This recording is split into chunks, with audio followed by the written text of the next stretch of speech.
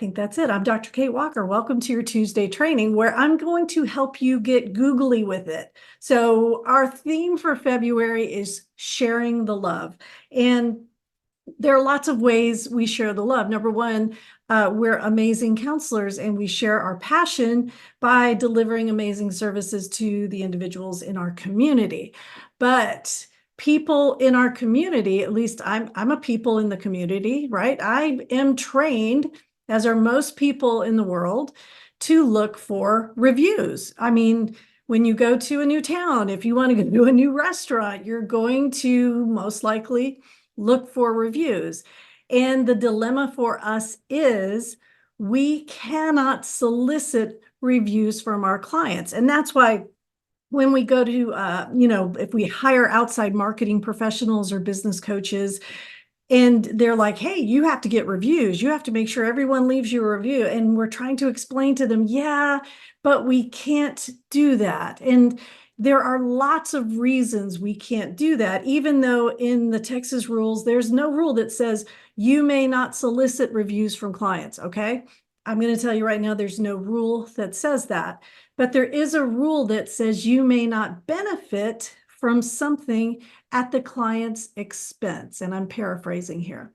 So what you're going to get from this training is how to give someone your Google link so they can leave you a review, how to give a review, how to get a review, and even how to use client data that you can publicize in an ethical way. So it's not that we're throwing the baby out with the bathwater when it comes to client feedback, right? We can still solicit that in an ethical way and even publish the results. So hang out till the very end because I want you to really understand how to do that. And if you are someone listening to me and if you're on a replay, I think you're amazing because you're probably doing something super boring and you have to be in your earbuds. Awesome, go you. If you're listening to me live, trying to figure out ways to get reviews. And if you're the person who's already got client testimonials on your website and you're kind of shaking in your boots right now, like what's Kate going to say? Take a deep breath. It's okay. I'm going to kind of give you a way out of that if you're ready to take those testimonials down. And like I said, I mean, you are amazing no matter what. I'm just going to give you another way to do it. And so if you decide to get out of that camp that posts testimonials, I'm going to throw you a lifeline. So having said all that, let's start at the beginning.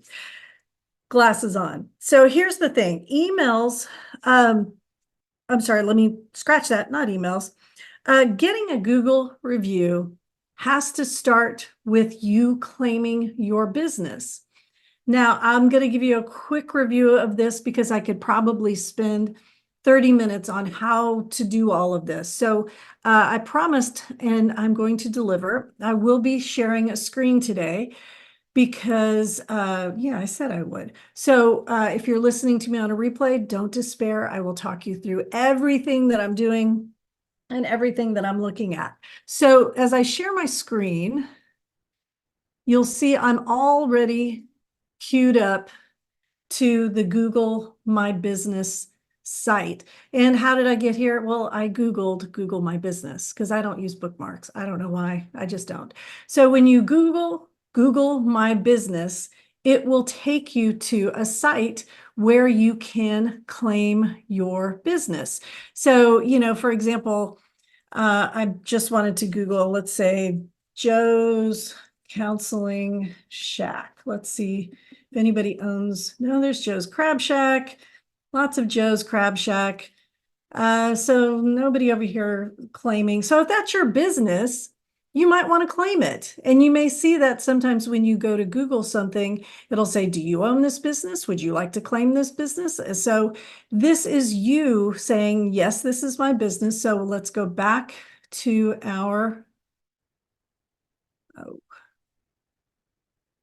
So I'm back on the Google My Business page, and you'll see there's a blue box that says Manage Now, or up here in the right-hand corner, it says Sign In. So if I manage now, I'm kind of curious. I don't know where it's going to take me. Okay, so I'm logged in. I'm actually logged in to my private practice website, which is good because that's what I'm talking to, right? Private practice owners.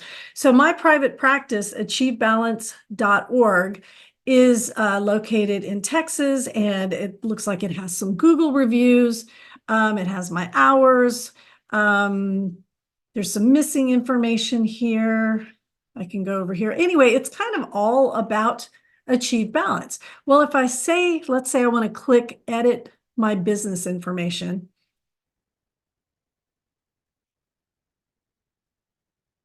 it's going to take me to, it must know that I'm logged in, right? So here's all my stuff here. I can go in and edit. I can add lots and lots of stuff, which I don't want to do today. So there is a process with claiming your business. And as I mentioned, you can go back into the trainings, actually, even in your membership, and see how folks have talked about that. And if you're attending the free webinar, if you attended the free webinar with Jenny Melrose, you could ask her that question. But in a nutshell, you have to prove that that's your business. And the way you prove that it's your business is with snail mail. So you would put in your address, they would send you a postcard in the mail that says, to you, and then it would have a code. And when you enter that code, it's like, well, okay, now your business is verified. Now you have your business. So what you can do then is go to your dashboard. Now, the dashboard is going to have all kinds of fun stuff you can modify, like your hours and your holiday specials, but that's not why you're here today. You're here for that magical Google review link. So I'm going to take you to my Trello board. If you have followed me, if you've listened to me teach, you know that I am a Trello fan, so I keep everything on my Trello board. So if I can get to it, here we go. We'll go to my example board. So this is my example board. As you can see, it's called example over here. And this is an example of a board that I have with tons of links that I keep handy. And here's my link to Google reviews. So if I want a review, all I need to do is share. Now, this is the link to my Kate Walker training, so apologize for that, but it is my Google review link. So if I click that, you'll see a lovely pop-up window that says you can give Kate Walker Training a review. So if I were to go to my Achieve Balance Google review and click that, I could give that to someone and they could review me on Google and it would show up. So now we're getting into the ethics of it. So step one, you've got to claim your business in Google My Business, go through that process. Once you get verified, then you will have the link to share with a friend who can then review your business. Now, why don't we give this link to clients? So many reasons. Let me count the ways. But number one, and I'm going to stop the share for a minute, is with counselors, there is a power differential, right? So we are in a position where we're helping our client and we have a certain set of skills, as Liam Neeson likes to say, right? So while we're not like hired killers like Liam Neeson in Taken, we are still in a position where sometimes we're helping our clients by, I don't know, challenging them. Or we might be helping our clients by paraphrasing, summarizing, extending, and here's this truth you may not have thought about that they don't really like or they're not prepared for yet. So in a nutshell, sometimes when we're doing good work, our client's pissed off. All right, just in a nutshell. So if you're listening to this and you're not a counselor, little peek behind the curtain there. We're not in that room to create fans. All right, I want you to hit pause, rewind that, and play that again. We're not in the therapy room to create a fan. And you have heard me, if you've listened to my marketing videos before, I love creating fans. You know that when the potential client calls and we're not able to help them, we are going to create a fan who will refer our services to family and colleagues, et cetera, et cetera. But once they become a client, this is our sacred duty, y'all. We have to understand that we're not in that room to make friends. We're there to do good work. And when you ask for a review, in that moment, that power differential shifted, and your client is now saying, okay, they asked me for a review. I really like my counselor. I'd hate for them to be pissed off at me. So yeah, I'll give them a review. And then now, imagine you're the counselor who just offered that client your Google link. Are you going to change the way you counsel so that they don't go back and give you a bad review? So there's so much going on here that's for your gain, but not necessarily for the client's gain. Right? And worst case scenario, if it changes how you do therapy, it's not good for anybody. So that's my stance. I'm sticking to it. And if you're in the camp that posts testimonials on your website, please don't hang up the Zoom call here. I want you to keep listening because there is a way to get that data from your clients. I'll get to that in just a second. So you may be asking, well, Kate, what the heck is the Google link for if I can't give it to my client? Well, it's kind of what this whole month of February is about in Texas Counselors Creating Badass Businesses. We are colleagues and we can review each other. So you have colleagues that you have sat in classes with before, you've heard them present, maybe you've gone to conferences and they've offered CEs, you've gone to community events and you're like, hey, I know that person. That was an amazing talk on parenting adolescents in the age of COVID. You're able to give a colleague an amazing review that speaks to their expertise. It may speak to their speaking ability, their personality, their what am I trying to say here? Like when you're good with people and you can make them laugh and you can shake their hand. So you are able to speak to so much with your colleague that translates into, yeah, I bet this person's a pretty good counselor too. So don't think that, okay, I'm going to talk about this person's amazing presenting skills, Kate. That has nothing to do with counseling. That's not going to attract a client for my colleague here. Well, I don't know.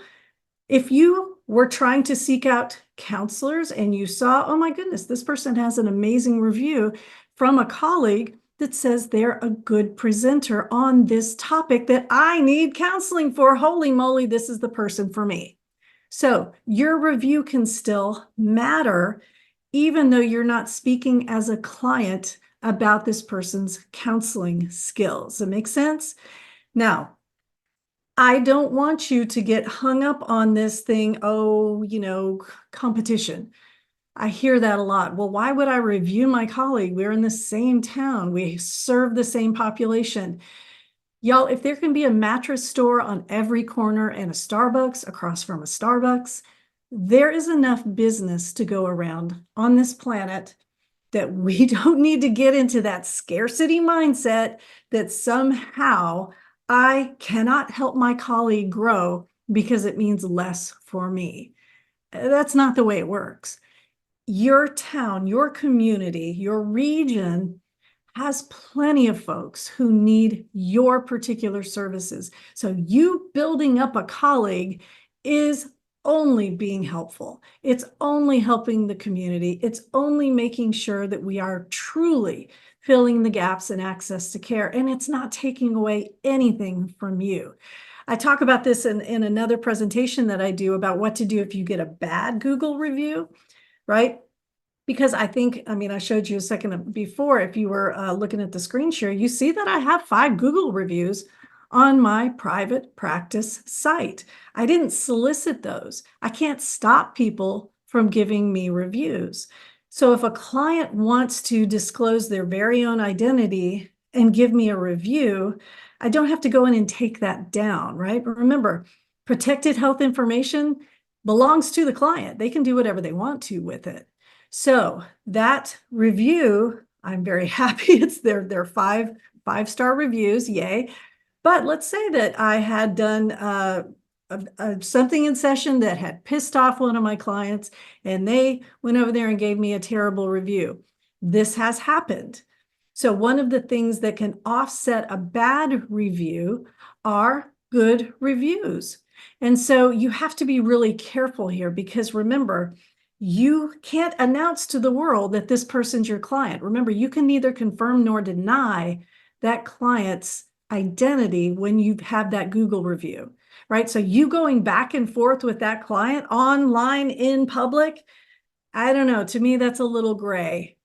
What you can do, though, is you can contact trusted colleagues who have seen you speak, who have seen you do amazing things, and say, hey, could you guys do me a favor and give me a good review? There's a bad one on my site. You don't have to say that's my client. You don't have to say anything about what the content or who the identity is of that review.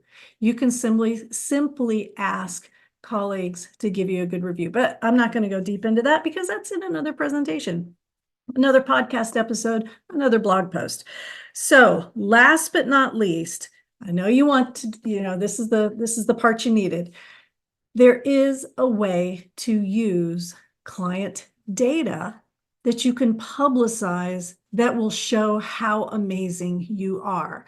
So one of the things folks often do, I know my doctor does this, they'll send out a survey saying, how did we do, right? So I can go answer like a 5-minute survey about, was your appointment on time?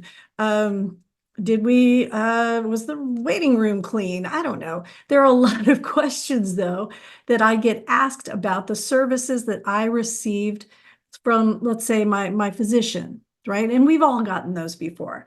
Well, what you can do is collate that data and announce the results, if they're good, to your public.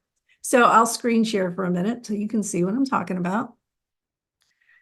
And my software that I use with my clients is called Full Slate. It is a HIPAA compliant software that allows me to send out some template emails. So these are preloaded emails that I've gotten together.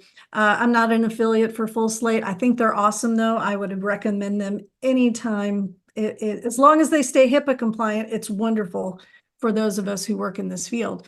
So here's an example. If you're listening to me, what I'm looking at is the template for my follow-up email when a client has had their last session with me and or they haven't come back in a while. They'll get this email. It will trigger after a certain amount of time. It says name. That'll be the client's name. Again, this is not a mass email, right? That's not HIPAA compliant. We're sending out just one email with HIPAA compliant software. We appreciate you choosing us for your care, and we hope you were satisfied with the services you received. If you have a moment, it would be very helpful if you would answer 3 questions about your experience with your therapist at our client satisfaction survey. Your responses are completely confidential. Thank you for helping us to improve. achievebalance.org, our phone number, and a link to our online scheduling. So when you click this survey, which I've already opened it. That's not it. Okay, I'm going to just click it again then. Here I go. Here we go. So here's what it looks like when the client clicks it. If you're listening to me, basically what I'm looking at is a SurveyMonkey survey that I made a few years ago. And it says, thank you for taking the time to answer 3 questions about your experience with the therapists at achievebalance.org. So this is back when I had multiple therapists. So if I click next, I would see, number 1, how satisfied were you with the service you received? And then they get to answer on a scale of not satisfied to very satisfied. And then the second question, how likely would you be in returning for future services if needed? 3, how comfortable are you referring family and friends to your therapist?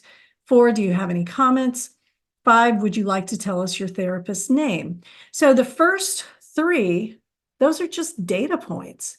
So you remember back in the 80s when they were like 4 out of 5 dentists surveyed would recommend Crest toothpaste or whatever. That's what we'd be doing here, right? We could collate the data. We could come up with some averages. We could say something like, you know what? 95% of the folks who responded to this survey said that they were very satisfied with the services they received from us, right? You see how that works? I'm not revealing any information. I'm not giving any identifiable information. Now, the comments and number 5, would you tell us your therapist's name? Those are internal. That's what we used back in the day for quality control. Because if somebody cared enough to leave a comment and their therapist's name, then I, as a boss, would have a good idea about what next steps to take. Because remember our rule here, just because someone's pissed at us, that doesn't mean the therapist did a bad job. Just because the person is not coming back doesn't mean the therapist did a bad job, right? We have clients in the pre-contemplative stage. They like the idea of therapy, but they're not ready for therapy. So of course, as a boss, I want to ask more questions, but I'm not coming down with a sledgehammer when maybe all I need is like, a tissue, right? So I'm going to stop sharing. So when you get the results of that data, and remember that's ongoing, because if you're giving out these outcome surveys after, let's say, I don't know, let's say the client doesn't come back for 3 months or 2 months. So let's make it 2 months. The client hasn't come back. You send the outcome survey and things are coming back that you're like, hey, I kind of want to celebrate this. Well, then go to your website and celebrate it. 4 out of 5 people would recommend our therapists to family and friends. That's wonderful. And if no one else is publicizing that data and I'm searching for a counselor, that's going to mean a whole lot to me. Internally, if you see there are problems, then you have a way to course correct and fix things. All right. And if you notice that I'm looking over at my survey now, I'm not screen sharing, how comfortable are you referring family and friends to your therapist? If 4 out of 5 people would not refer you, okay, that's good data too. You're not going to publicize that. I wouldn't. But that's something you definitely would need to stop, have a staff meeting. Let's see what's going on here. I mean, that's pretty horrendous, right? You would need to course correct internally. All right, so what did I talk about today? February is about sharing the love, and that means all of our colleagues taking the time to give a colleague a Google review as a colleague. So we can give Google reviews. You can get the link to get a Google review. The ethics behind that, I discourage you from soliciting reviews from a client ever, right? And I stand by that. So there's another way to do it, which I've already explained, but just to remind you, grab the data from an outcome survey. Give your clients an outcome survey that's de-identified or anonymous, and then publicize the data because you're awesome. They're going to love you. They're going to give you great scratch that. They're going to give you great data that shows you're doing a good job. And if they don't, well, then fix it. That's what we're here for. That's what Texas Counselors Creating Badass Businesses is all about, is making sure you stay in business because you're too important to lose because you did something like client testimonials wrong, or you didn't do any kind of outcome data at all, and you had a problem that you fixed too late or before things were too far gone. All right, that's it. I'm going to hit the record button. Thank you so much for attending, watching, listening, replaying, whatever it is you're doing. And I will check Facebook to see if we have any questions. I'm Dr. Kate Walker. Have a wonderful week.